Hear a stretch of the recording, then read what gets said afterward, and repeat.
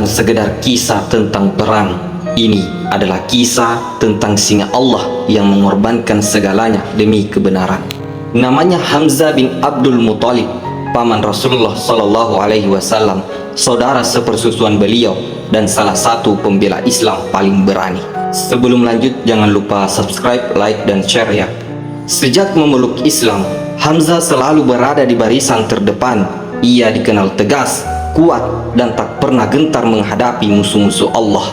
Pada perang Uhud, Hamzah maju dengan keberanian luar biasa dan di tangannya banyak musuh Islam tumbang. Ia bertempur dengan keyakinan penuh tanpa rasa takut sedikit pun. Namun, di balik gemuruh peperangan, sebuah rencana keji telah disiapkan. Seorang budak bernama Washi mengintai Hamzah dari kejauhan. Ia menunggu satu celah dan satu momen lengah. Ketika saat itu tiba, tombak pun melesat menembus tubuh singa Allah. Hamzah bin Abdul Muthalib gugur sebagai syahid. Setelah perang usai, Rasulullah Shallallahu Alaihi Wasallam mendapat jasad pamannya dalam keadaan yang sangat memilukan. Hati beliau hancur dan air mata pun terjatuh. Rasulullah Shallallahu Alaihi Wasallam bersabda, "Tidak pernah aku tertimpa musibah yang lebih berat daripada kehilangan pamanku, yaitu Hamzah. Namun di sisi Allah, Hamzah mendapatkan kemuliaan tertinggi. Ia diberi gelar agung, yaitu Sayyidus Syuhada, pemimpin para syuhada." Kisah syahidnya Hamzah mengajarkan kita bahwa kebenaran selalu menuntut pengorbanan. Karena ada manusia yang gugur di medan perang, namun namanya hidup selamanya di sisi langit. Ini bukan kisah tentang kehilangan harta. Ini adalah kisah tentang seorang pemuda yang menukar kemewahan dunia dengan kemuliaan iman. Namanya Mus'ab bin Umair, pemuda Quraisy paling tampan dan paling kaya di Mekah. Pakaiannya terbaik, hidupnya dipenuhi kemewahan, dan namanya dikenal di setiap sudut kota. Namun, ketika cahaya Islam menyentuh hatinya, Mus'ab memilih jalan yang berbeda. Ia beriman kepada Rasulullah Sallallahu Alaihi Wasallam secara diam-diam. Ketika keislamannya diketahui, ibunya murka. Seluruh kemewahan dicabut, ia dikurung, diusir, dan hidup dalam kekurangan. Mus'ab tidak mundur, ia tidak menyesal, karena iman telah menggantikan segala yang hilang dari dunia. Rasulullah Shallallahu Alaihi Wasallam kemudian mempercayainya sebagai dai pertama Islam. Mus'ab dikirim ke Madinah untuk mengajarkan Al-Quran dan mengenalkan Islam kepada penduduknya. Melalui dakwah Mus'ab, Islam menyebar luas di Madinah hingga kota itu siap menyambut hijrahnya Rasulullah Shallallahu Alaihi Wasallam. Pada perang Uhud, Mus'ab bin Umair memegang panji kaum muslimin. Ia berdiri di barisan terdepan. Ketika tangan kanannya tertebas, ia memindahkan panji ke tangan kiri. Ketika tangan kirinya tertebas, ia memeluk panji dengan dadanya.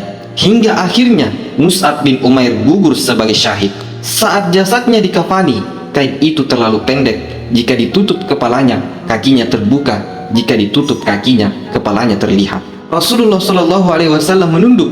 Mata beliau basah mengenang pemuda Mekah yang dahulu hidup dalam kemewahan. Hari itu Mus'ab bin Umair meninggalkan dunia tanpa harta, namun membawa iman yang sempurna. Kisah Mus'ab mengajarkan kita satu hal: apa yang kita tinggalkan karena Allah tidak pernah benar-benar hilang. Karena ada manusia yang kehilangan dunia sepenuhnya, namun memenangkan akhirat untuk selamanya. Ini bukan kisah tentang keberanian biasa. Ini adalah kisah tentang iman yang menjadikan tubuh sebagai perisai kebenaran. Namanya Thalha bin Ubaidillah, seorang sahabat Rasulullah Sallallahu Alaihi Wasallam, termasuk 10 sahabat yang dijamin masuk surga. Sebelum lanjut, jangan lupa subscribe, like, dan share ya. Ia dikenal sebagai pedagang yang sukses, namun hatinya tidak pernah terpaut pada dunia. Bagi Thalha, iman selalu lebih berharga daripada harta. Ketika perang Uhud meletus, keadaan kaum muslimin berubah sulit. Barisan terpecah dan musuh mulai mendekat. Di tengah kekacauan itu, Rasulullah Shallallahu Alaihi Wasallam berada dalam bahaya besar. Saat itulah Thalha melangkah maju. Ia berdiri di depan Nabi tanpa ragu, tanpa memikirkan keselamatan dirinya. Setiap panah yang melesat, ia tangkis dengan tangannya. Setiap tebasan pedang, ia hadapi dengan tubuhnya. Tangannya terluka parah, jarinya terputus, tubuhnya penuh luka, hingga ia jatuh tak sadarkan diri.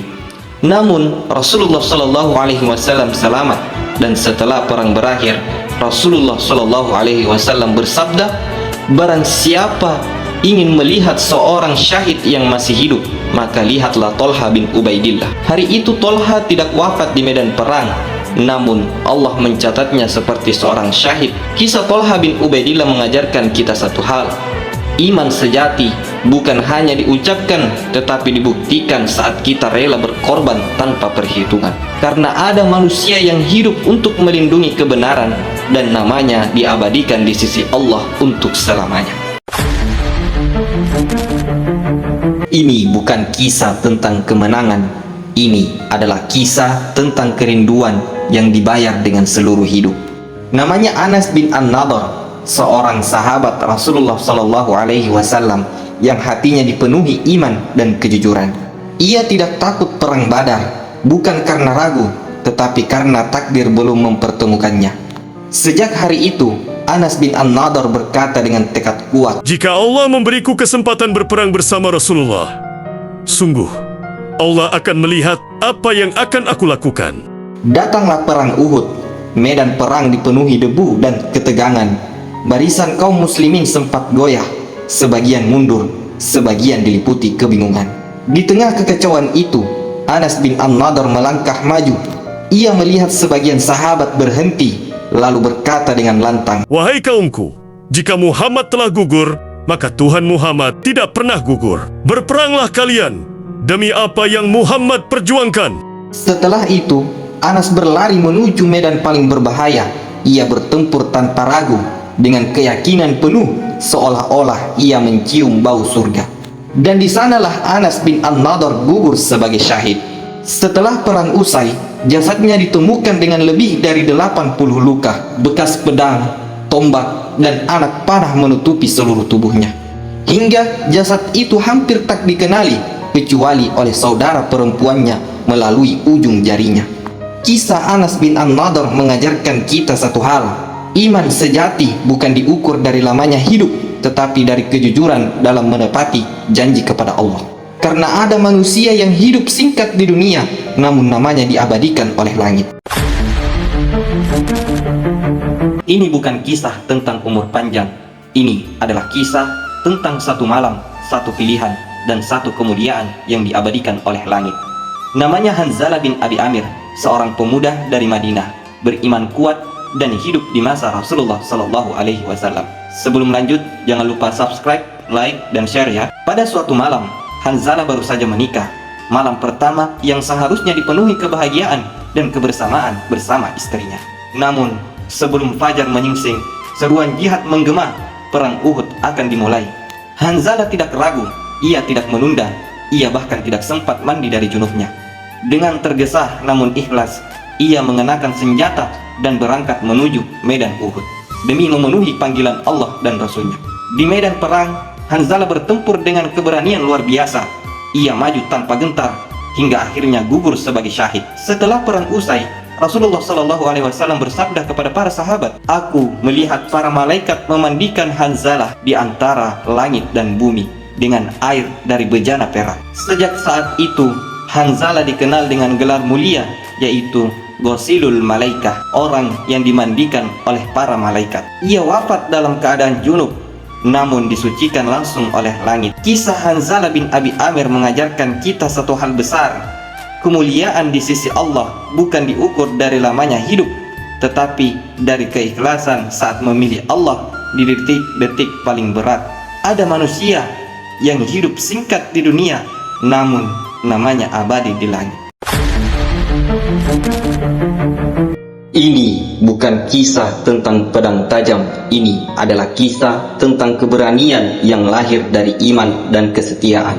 Namanya Abu Dujana, seorang sahabat Rasulullah Sallallahu Alaihi Wasallam yang dikenal berani dan tidak gentar di medan perang. Pada perang Uhud, Rasulullah Sallallahu Alaihi Wasallam mengangkat sebuah pedang dan bersabda, siapa yang akan mengambil pedang ini dan menunaikan haknya? Para sahabat terdiam, karena mereka tahu pedang itu bukan sekedar senjata, tetapi amanah untuk bertempur hingga mati. Abu Dujana maju ia berkata dengan yakin, "Aku akan menunaikan haknya wahai Rasulullah." Pedang itu pun berada di tangannya.